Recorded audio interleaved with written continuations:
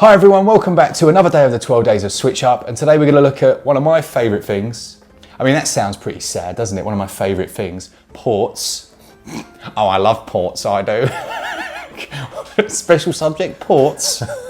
No, but I am a huge nerd. And a lot of these games, they were out previously on other consoles or on other platforms.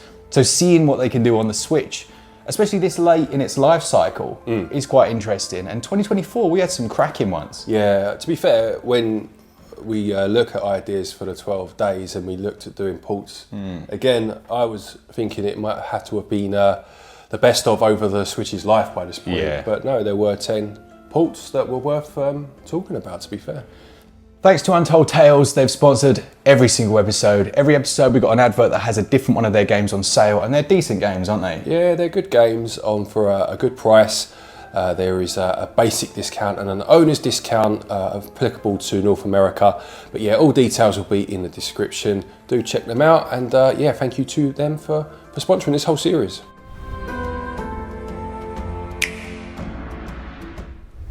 Once again, a massive thank you to Untold Tales for sponsoring the entirety of our 12 days of SwitchUp again this year. You can check out their new release Chernobylite, which has both a launch discount as well as a bigger owner's discount. All the information is down in the description, and they have a big giveaway as well going on over at their Twitter account. There's a link to that down there as well. Now, the highlight game today is Metamorphosis. This one is based on a German book called, I think it's Die Verwandlung, it's pronounced, and I'm so sorry to our German watchers if I butchered that pronunciation.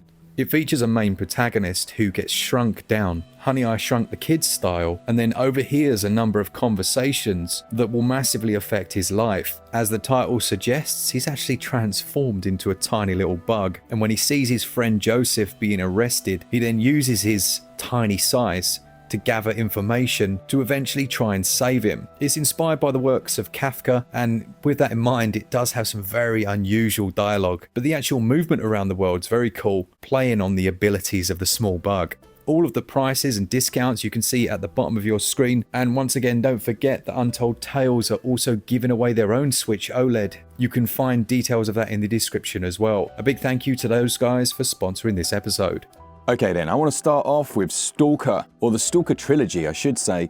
I was really surprised to see all three games come to the Nintendo Switch. These were my favourites when I was growing up. I remember building a PC around this and a few other games, and being able to run these amazing high fidelity graphics on my £1,000 rig. I was like, yeah, I've got this. What I didn't expect was like a decade or more later to be sat here playing it on a Nintendo Switch, and for them to have done such a good job with the visuals. Now, this team are known for releasing, look, I want to say this nicely, they release games and they have bugs, right? Because they have such high ambitions. There's so many different moving parts that invariably you're going to get some bugs in there.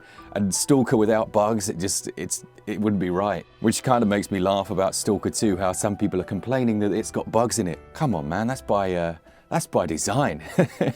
So with these games though, it does feel like they've benefited from like 15 odd years of improvements, because they're nowhere near as buggy as when I first played them. In fact, quite the opposite, they're actually not too bad. The only real issue that I've had is the gyroscope is bound to the wrong controller. So if you're holding both Joy-Cons in your hands, to aim, you don't use your right hand, which feels so unusual. And I did ask the developers, I think they've got more than a few things on their hands at the moment, but they didn't seem to think it was an issue. So yeah, I don't know, maybe it's just me, but aiming with your left hand feels very strange with Joy-Cons. Let me know down in the comments, because yeah, I'd be keen to hear what you think. But regardless, if you like open world games, here you play as the Stalker, and you're on the hunt for a guy called Strelok, and you're gonna kill him. Hopefully. But I think they were surprised by how successful the first release was, and then we had Clear Sky, which I believe was a prequel, and then the other game, which is a sequel. So you've got this nice package here that includes everything that they created before Stalker 2. And it's one of those games where it's got systems built into it that aren't necessarily there for the player in terms of, I don't know, raw gameplay. They're almost there just as immersion building mechanics. So for example, the world has various different other inhabitants, mutant pig creatures and other troops, and they're going about their own business. They're almost living out their lives within the zone, and then you kind of come along as an extra element, and then they react with you as well.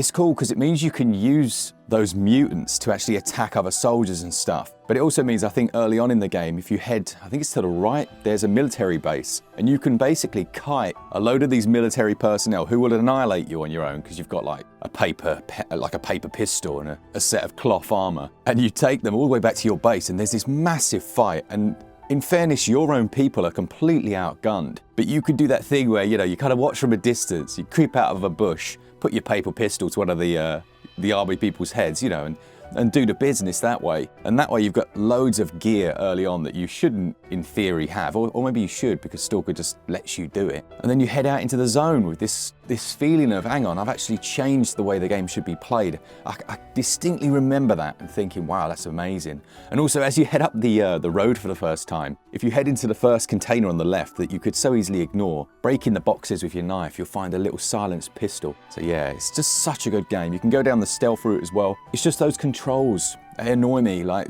not having the aim with the right controller. It's just annoying. If you're someone that does not care about gyro, then it's going to mean nothing to you. But it's brilliant. Absolutely cracking port as well. Looks great. Runs well. 30 FPS almost constantly. Decent load times. Impressive. Very impressive. Then we have the Tomb Raider 1 to 3 remasters.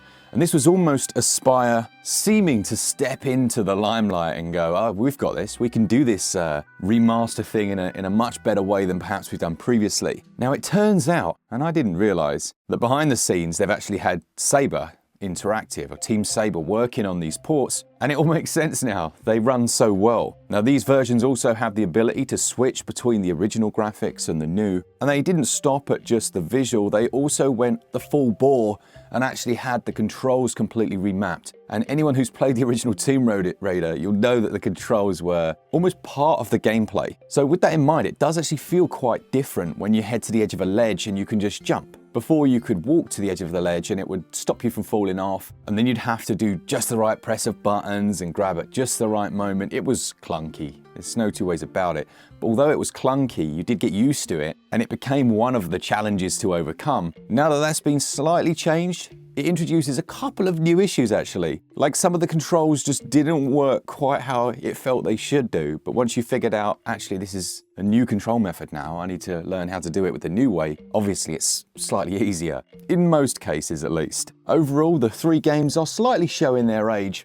But I think if you're a fan of the originals, it's just such a nice place to come back to. I remember that Great Wall of China level and seeing that tiger and being like, wow, like that's amazing. It's like a photograph. It's not quite as photorealistic as I remember it, but with the new style, it does look great. And I still wonder why we don't have more games introducing like those other elements, having bits of wildlife come in, because we're so used to predicting what, a human enemy is going to do. When all of a sudden you've got this tiger jumping into the scene, it makes you react differently as a player. And I think it's something that potentially developers need to play on a little more in games. I've just been playing the new Indiana Jones game, which is amazing, by the way.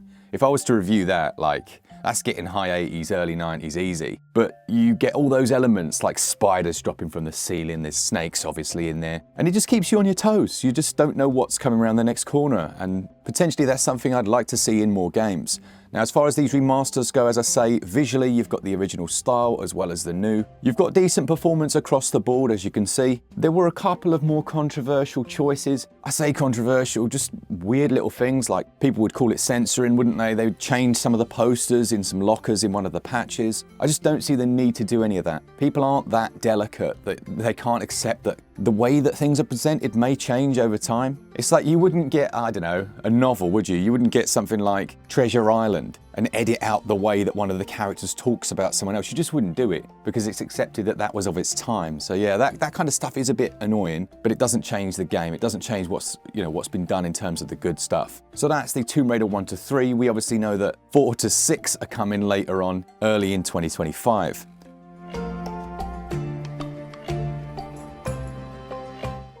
Next up then, it's Hitman Blood Money. Now this came at a nice time because I was remembering a conversation with my brothers. I'm one of 4 boys, and I used to be sat there with my games console playing away, and they kind of mock. They'd be like, "Oh, when's that going to be playable on a mobile?" They were like, "Oh, is that ever going to be playable like in handheld?" And I was like, "Yeah, I reckon in about 10 years." And at this time, I think it ended up being something like almost exactly 10 years to the day that I was playing this, thinking, happy days. So I did send them a little message and just go, oh, look what I'm playing. Now, for me, it was like a poignant day in my life. For them, it was Tuesday and they didn't know what I was talking about. So that was upsetting.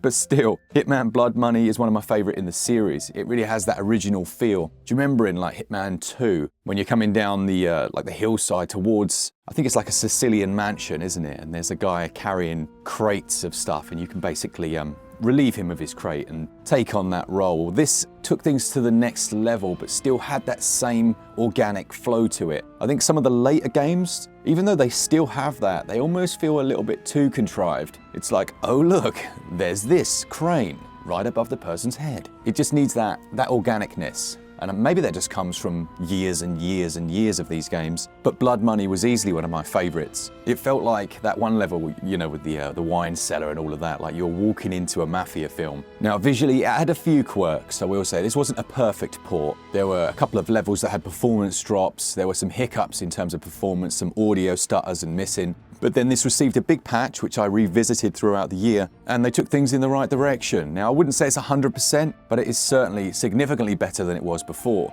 As far as ports go, a decent effort. It's actually quite a hard game to emulate if you're going to try and emulate it.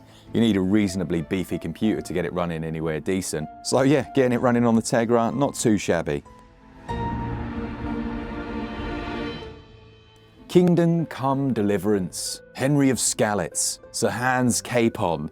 If these names mean nothing to you, you really need to do yourself a favour and buy this game. It's what I would describe as an open-world RPG medieval simulator. You play as a complete sap called Henry of Skalitz, whose village gets completely annihilated. But it's all based around realistic, historical conflicts that happened, I think it was in, I want to say Eastern Europe? I'm probably wrong in the way I'm saying that. I think my geography is terrible at the best of times. It's basically 15th century Bohemia and at the end of the Holy Roman Empire. It's what's now known as the Czech Republic, so yeah. You play as Henry, you start out with no skills, you're like a blacksmith's son.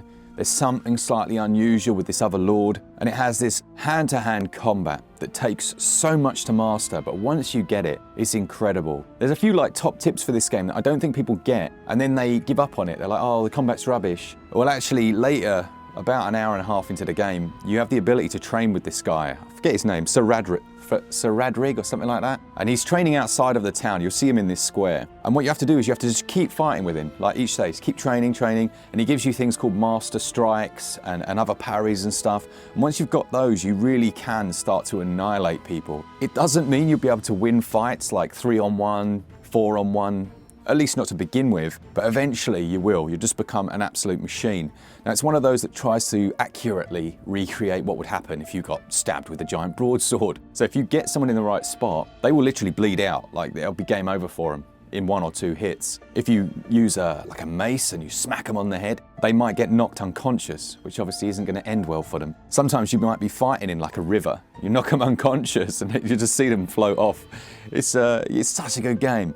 I think this one runs on the CryEngine. And the CryEngine and the Switch actually are quite like a match made in heaven. They actually work well together.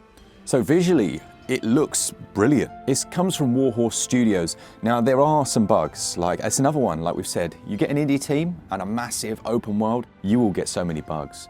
When this first came out, it was it was bad. It was bad. People were giving it like negative reviews, you know, it's in such a bad state. And that's why I love the format of our reviews. And I'm not, obviously that sounds like a right big head, doesn't it? But it's the fact that we can slam performance and visuals and bugs, but still give gameplay a good score. Like, having that is so important. Otherwise you end up with these, you know, it's a 5, it's a 5, it's a 7. Like, that doesn't mean anything. So yeah, rant aside about scoring systems, and look, I know, scoring systems are all flawed. Kingdom Come Deliverance, it still deserves your time. And there was this, I remember actually, because I'd done the review and then this patch came out, and I knew that no one was gonna use the patched version. So I redid all the footage, which was an absolute nightmare. And it made a big difference. And I like that as well, right? Because that gives you a bit of credibility, doesn't it? People are like, oh, fair play.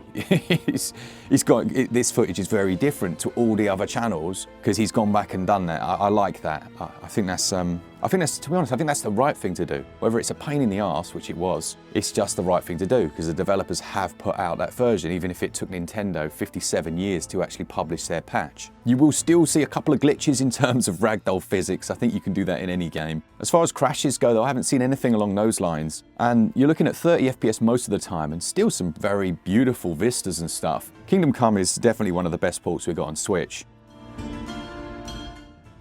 Planet of Lana is one that I've played on, I think, about 3 different consoles now over the last 3 or so years. And I just love the style of it. I think it looks beautiful. It looks like someone who can do much better paintings than me took a brush and just went to town to create a game. A bit like that first time you sit down to play the Ori games and you're just blown away by the look of it. Planet of Lana does that. I don't think it quite matches it with its gameplay, but I still enjoy that as well because it's straight to the point. It's got a bit of puzzling. You've got this weird little cat creature that you can give commands to progress through the stages, but it's got its own charm. Like, it actually feels like a unique experience. There's this sci-fi twist that, again, I think creates a lovely little juxtaposition between this peaceful, tranquil village with these playful kids that you're playing as, and this race that have come down to essentially harvest everyone. And there is that flow of a proper adventure game. As I say, doesn't quite meet it in terms of its vision. You know, the vision is grand and the execution is good. I think that's a fair description. And when this launched, this would not have been in the list because I hit a most ridiculous bug where you just couldn't finish an early puzzle. I remember messaging the developers, and this very often happens, by the way, behind the scenes. I'll message the developer and be like, look, I have hit a bug that you can't get past. And they'll be like, what? We've never heard of that. Send us a video, I'll send it. And you can almost just feel this distant panic ensuing. And then they'll either come up with a solution or they'll put it into the next patch, you know, and it gets a mention in the video. But for indie games, I think it's so hard to sell these days, especially on the Nintendo Switch rubbish eShop, that anything like that can be a major issue. And obviously so, you know, it shouldn't get through to that stage. But it was nice to see them patch it up, fix all those issues, and it runs well. So yeah, good game, one of the best ports, I would say. A more recent one then, we've got the Legacy of Kain Soul Reaver 1 and 2 games, but I would like to say it's the 1 and 2 and extras. It all comes in one app, so you don't have individual icons on your Nintendo Switch, and you play as Raziel, who is like a lieutenant of Kain, and finds himself in a slightly sticky situation, basically being murdered, for a reason he's a little confused about, and which becomes clear by the end of the game. You get a load of different abilities. Now, although he's a vampire, he loses his thirst for blood over the eons of recovery. I say recovery, look at the state of him. And he gets a thirst for souls instead. So when you beat enemies, to fully kill them, you have to basically suck up their souls. Sounds nice, doesn't it? But what I loved about this game was that it didn't just let you loose with these really powerful abilities, just annihilating everyone off the bat. You had to either impale them or burn them to kill them. There was a bit of strategy there, you know? Then it also had its classic pushing blocks. Like, you couldn't live within the Tomb Raider era and not have block pushing. I mean, they flipping loved block pushing back in the day. But here you could do like flipping as well. So you had to think about the sides the block was facing, and that was built into the puzzling. So good games, very well executed on Switch. But this version also has a ton of extra content in there. There's a whole extras section that not only includes music, loads of artwork, it's got loadable extra hidden areas that weren't in the original game. Like, I've not seen that kind of detail in a remaster in a long time. It's another one where everyone's like, wow, Aspyr, good job. But again, this isn't Aspyr's work, as far as I know, not all of it. It's mostly Team Saber, so amazing job on their part. And it's the right choice. This is the kind of IP you cannot mess around with. Trust me, even from the comments of my video. Like, at the start of my video, I talk about the storyline, but I'm telling you the storyline from the perspective of the game for the first hour, rather than spoiling the end game storyline. So they're like, you don't know, you've never played these games before. And I'm like, shall I just tell them what happens at the very end? And then they go silent, and you're like, well, that's a disappointing argument. But still, if you like the Soul Reaver games, or if you've never played them, this is the best version. Absolutely fantastic, 60 frames per second, no drops. Like, this is smooth. For the second part of this video, we're going to do it together because Glenn is the mastermind when it comes to Nintendo first-party titles. We've had a couple of good ones, haven't we? Yeah, not as many as in previous years, but I think that's to be expected, to be perfectly honest. I'm sure Nintendo somewhere have got their A-team working on what's coming next. But yeah, there have been some decent ports this year. So first off then, we've got Luigi's Mansion 2 HD. Yes, yeah, so Luigi's Mansion 2, first released on the 3DS and has received, I guess it's more of a remaster, isn't it, this one? Yeah. On its way to the Switch.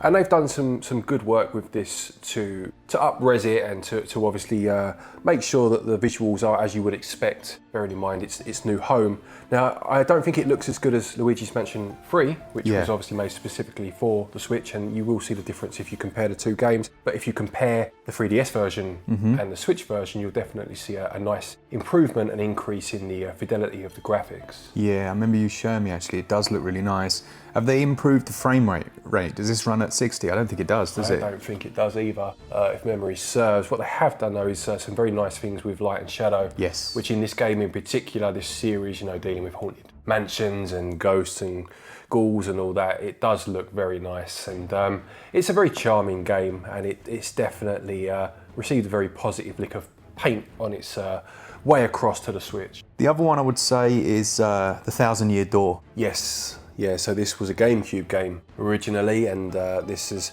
obviously made its way across to the Switch also now. In terms of its port, there's a lot that's gone on here that's perhaps a little more subtle than other ports, or remasters if you like. If you were to compare the two games and really analyse them, you'll see some of the subtle differences that have been made for this Switch release, and they do add some life to the background mainly. Yeah. You'll see a lot more going on than you would have done originally. It does come at the expense of the frame rate being halved. Of course, yeah.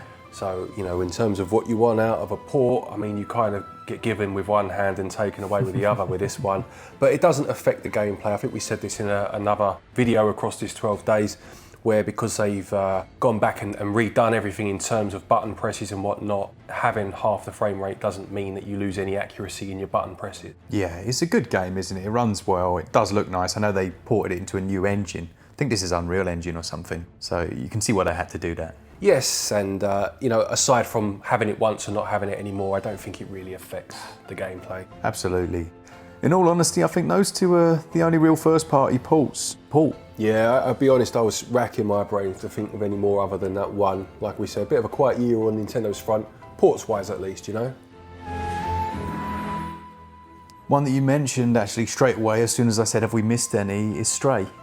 Yes, no, I'd never played this on any other console. It's one I've looked at many times on the PS4 and just never got around to buying. But this is an impressive port. It's nice, isn't it? Yeah, it's a good game, first and foremost. But in terms of the port itself, I mean, there are some bits, and I don't know how this is conveyed everywhere else, so it may be that some of these issues are found in other consoles versions, but the fur on the cat is probably the biggest offender. But it's not the biggest deal because for the most part you're not seeing close-ups of the cat, Yeah, exactly. It still manages to maintain its overall look, doesn't it? Despite low resolutions. It really does, very much so. There's a bit of pop-in as well. But again, because a lot of the time you're in that city and the lights are quite dim, you don't notice it as much. It's more when you're outside of those city walls that you do notice a bit of pop-in. But they've definitely conveyed the feeling of that cyberpunk world very well, and it's well worth playing on the Switch, I would say. Completely agree. The last one then, before we have a look at some honourable mentions, is Yakuza Kiwami. Yes, so this came out a few months ago, didn't it? Yeah, we finally got it on the Switch, but which was, again, quite unexpected. Yeah, and it's another one where its new home suits it pretty well, doesn't it? It really does. It looks surprisingly good. I think it's one of those where they did more with the tech of the time, so that now that we have it on the Switch, it actually still runs and looks impressive. Yeah, I think that's a fair point, to be honest. And, those fight scenes and whatnot run nice and smooth, don't they? And they do. I think this is one that you would really enjoy. Yeah, it's definitely one I've got my eye on to play. Just, busy and whatnot. But, yeah, I do love these sort of games, like the Godfather games, or game we spoke about the other week, didn't we? We were having a chat about it, and anything that's got that sort of mafia theme to it, I'm all over. I love those sort of games. All right, then we're going to go on to a few honourable mentions. I say a few, there's bloody loads here. We'll just mention them though, because I think they are, quite poignant in the 2024 release lineup of the Switch. We got Beyond Good and Evil, the remake or remaster that came out. That was such a good game. Yeah, this is a cult classic, I think, by these days, isn't it? It's a game that I remember releasing on the GameCube. I don't know if it sold very well. I don't think it did. I don't think so. But it was one of those that, people in the know were talking about. And bigging up all the way back then, and it's one I know many people have wanted to have on a modern console for a long, long time. Completely. We also got the Perfect Dark release that came out onto the online. Yes. Did this come via their more, was it like mature? Yes, yeah. You know, I don't know, banner, if you like, which is a strange way of doing it. The most Nintendo thing ever. It really was, yeah. But a very good game. I personally think this is better than GoldenEye. Both released obviously on the N64 back in the day, and whilst that one had the license behind it, I think this was a more refined game overall. Yeah, I'm probably on the other side, but I think a lot of people are on your side, to be honest. Yeah. Then we've got Huan Sword 7. Yes, yeah, you showed me this one, didn't you? Which was like, it's like a, I don't know, like a top-down action game, kind Yeah, of? it's like The Witcher, really. Right. That's the closest to it, you know. It's like an action RPG. Okay. Yes, I do remember it. I know the one, yeah. Yeah, this one actually I quite fancied playing, I must say. You can get this on PlayAsia. Nice, I might have to I have to look into that then. Use our link. Yeah, 5%. All right then. Happy days. Ace Combat 7 was another that was a big surprise. Yeah, just not the sort of game that perhaps you would have expected to come across. No, not at this stage in the game. And then, do you know what? This is when we started to speculate that they all knew Switch 2 was backwards compatible. Yes, yeah, because you were getting some games there that at this point it seemed, why would companies bother? Yeah, absolutely. And we now know why. Well, yeah, exactly that. And this is a good game, isn't it? It's surprisingly good. Honestly, I'd never really played an Ace Combat since like 1 and 2, since the early days. Ones, yeah. So they had this almost like feeling of like an RPG or story-driven RPG in the way that you can upgrade your different ships and stuff, planes, whatever you call them. I wasn't expecting that. Yeah, good game. The Thing Remastered. Yeah, this has just come out, hasn't it? And this came out 2002 originally on the PS2. I played it, and is a sequel to The Thing movie, John Carpenter's The Thing, which is a fantastic film, which itself is a remake of a film from the 50s, named The Thing from Another World, which in turn was based on a book called Who Goes There? So, all the knowledge. Yeah, quite a convoluted history there. Wow. In terms of this port, you know, a remaster, I guess, is a better term. Nightdive Studios behind it. They've polished it up. They've added anti-aliasing. Depth of field has been improved, which is actually very effective for the times where you're walking out in the blizzards. Yeah. You know, seeing the shelters and the huts come into view a bit more organically does work very well. This Switch version, the frame rate appears to be around 30 frames per second. Yeah, I'd agree with that. Yeah. Looks about 30, which is, you know, it's. I would have expected more from Nightdive, I'll be honest. I was expecting 60 from them. But I don't think it matters personally. If you're a staunch 60 or nothing, then fair enough. But it's still a very good game, and one it's nice to see a new audience, hopefully now, experience for the first time. Absolutely. And if you're a staunch 60 or nothing, you got the wrong bloody console. Yeah, pack that Switch away. We've got Broken Roads as well, which is an old CRPG, like a top-down RPG, a bit in the style of something like Baldur's Gate, which I'd heard good things about. I know it was an indie development, but it also did give me a little bit of that Disco Elysium vibe. You know, I was hoping for that. And it's very good. It's very well done. There's a lot of like things that are local to Australia, like ways of talking, ways of saying things, which can be quite alien to us. I know they're Western, and I'm trying to say this in a politically correct way, by the way. Right, go on. Yeah. Because they say things that we would never say. Yeah. So I was just wondering how it was going to translate into a full-on indie RPG, and I needn't have worried, basically. It's very well done, very well scripted. Again, there are a few bits that like are fully Aussie, and I'm like, okay, no one else is going to understand that. I lived there for a while, so I'll get it. But you know, there'll be people out there going, I'm offended. But it's a game that does have a serious side, but every now and then I think some of the scripting can be a little too like, let's try and be quirky or funny. Right. You know, a bit too self-referential. Yeah. A bit too on the nose, you would say. Yeah. But overall, it's a very good game, and it runs well on Switch. Nightdive's other games, I've just put Nightdives because we've actually had a lot. You said about the Star Wars releases. Of course, yeah. There was a Dark Forces remake, remaster, or whatever. I know they've done a few other games this year. I just wanted to give them specifically a shout out. So, Nightdive, well done. Then you've got Onepiece Odyssey, which is like a JRPG in the One Piece universe, which has like 1 billion episodes. But I didn't like the way they did the story with the old flashbacks, you know. Let's go back to times that actually a lot of the audience might not know. Yeah. And then make them relive them. And if they do know, then they're going to be annoyed because they've seen it before. Yeah. It's what, yeah, I don't know. I mean, I don't know anything about One Piece, but I can relate in terms of things that I do obviously enjoy in terms of stories and what have you. And it's always a fine line between fan service and creating something that's actually worthwhile, isn't it, in terms of the story you're telling this time round. Yeah, as for the gameplay, that's quality, you know, like really well done. So it kind of levels out, balances itself out. Yeah. So that was the best ports. Best ports of 2020. Your favourite thing I love them, mate. in the whole world? Honestly, it's Bloody ports. Just loves it. wakes up in the morning. Any ports today? No. Today's a good day in Port Town. I'm staying in. Which are free. So, you know, if you need me, I'll be playing a port. Sorry, shouldn't take the P. The port. The port. Yeah. Come on! You'll have a P, please, Bob. We were very close. God, I did like that programme. Blockbusters. Yeah. It's good, wasn't it? It was so good. It's very good. Yeah, I liked it. Did you like it though?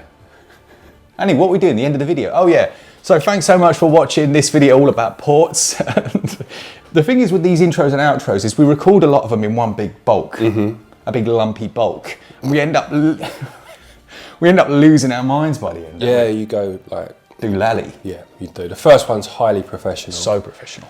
The second one is positively adequate. By the third one, all bets are off. I don't even know what we're talking about. That's a very good way of putting it, isn't it? It's a very quintessentially British, positively adequate. Yeah. I love that. I think that describes the channel perfectly. Yeah, I think so. No, they're typing furiously now. This is not adequate. This is top drawer, Glenn. Please. Just one. So yeah, they're our best. Are we on the pulse video still? Still in the bloody pulse. Oh This wow. take forever. Still. We need to pull this video out. Saber Interactive, get on it. Come on. This will be streamlined, 60 FPS. Come on, let's go. Thanks so much for watching. Save yourself some money on your eShop credit, all that fancy stuff. Leave your comments for the competition of the Switch giveaway and to the Untold Tales, who are sponsoring the entire series. He's going to try and make me laugh. It's not going to work. I'm running at 60, mate. You weren't for the rest of No, I wasn't. We'll see you guys on the next one. Yep. He needs to say happy gaming. I can't do a see you. I'll try a see you. Hang on. All right. Yeah, let's port this one out. Cheers, guys. See ya! Oh my goodness, that was perfect. Perfect port. You loved it.